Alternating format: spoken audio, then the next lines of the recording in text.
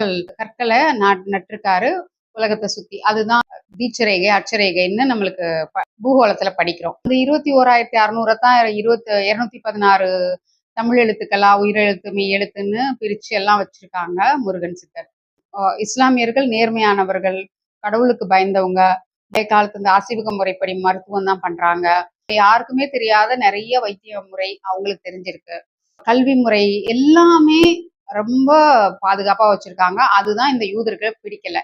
அவங்க இன்னமும் அந்த ஆசீவக முறைப்படி, அந்த பழைய கலாச்சாரப்படி அவங்க வாழ்றாங்க.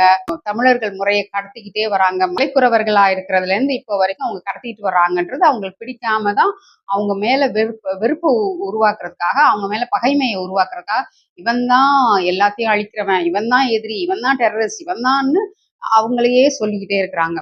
அவங்க மேல ஒரு இஸ்லாமோபோபியாவை உருவாக்கி வச்சிருக்கிறாங்க. நம்மளையும் ஏமாத்தி வச்சிருக்கிறாங்க. ஈசன்ல இருந்து தான் இஸ்லாம் உருவாகுனது அப்படின்றது அவங்களுக்கே தெரியாது. அதுதான் ஈரான்லயும் இரு ஆண்கள்ன்றது ராவணன் இந்திரன் தான் அங்க இருந்து வந்திருக்காங்கன்றதும் அவங்களுக்கு தெரியல. நம்மளை எப்படி நம்ம தெலுங்கர்கள் தான் நம்மளை ஆள்றாங்கன்றது தெரியாம இருந்துச்சோ அதே மாதிரிதான் அவங்களுக்கும் தெரியாம இருக்கிறாங்க. இப்போ ஈரானும் நம்மளுக்காக பெட்ரோலியம், கேஸ் இது எல்லாத்தையும் நம்ம கப்பலை அனுமதிக்கிறாங்க. அந்த ஜலசந்தியில நம்மளை அனுமதிக்கிறாங்க. அது ஏன் அனுமதிக்கிறாங்கன்னா இந்தியன் கவர்மெண்ட்டுக்காக இல்லை, நாட் ஃபார் இந்தியன் கவர்மெண்ட், இந்திய அரசாங்கத்துக்காக இல்லை, இந்திய மக்களுக்காக. It's only for the Indian people.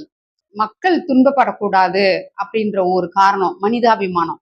இதுக்கு மேல என்னங்க வேணும்? இஸ்லாமியர்களோட அன்பும் பாசமும் இறைத்தன்மையும் மக்களுக்காக செய்யற சேவையும் இதுக்கு மேல நம்ம என்ன சொல்ல வேண்டியிருக்கு? கடவுள் நிலைக்கு அடையணும்னா மனிதனா பிறந்து மனிதர்களுக்காக சேவை செஞ்சு மனிதர்கள் மேம்பாட்டுக்காக உழைச்சு அப்படி இருக்கிறவங்க ஞானம் அடைஞ்சு முக்தி அடைகிறது தான் நம்ம ஆசீவக சித்தர் முறை. ஆனா இந்த யூதர்களால அது பண்ண முடியல. அவங்க பிண்டாரிகள், நாம தான் அண்டாரிகள், அண்டத்துக்கு போகக்கூடிய நிலை உள்ளவர்கள். அதனாலதான் அவங்களால பொறுத்துக்க முடியல.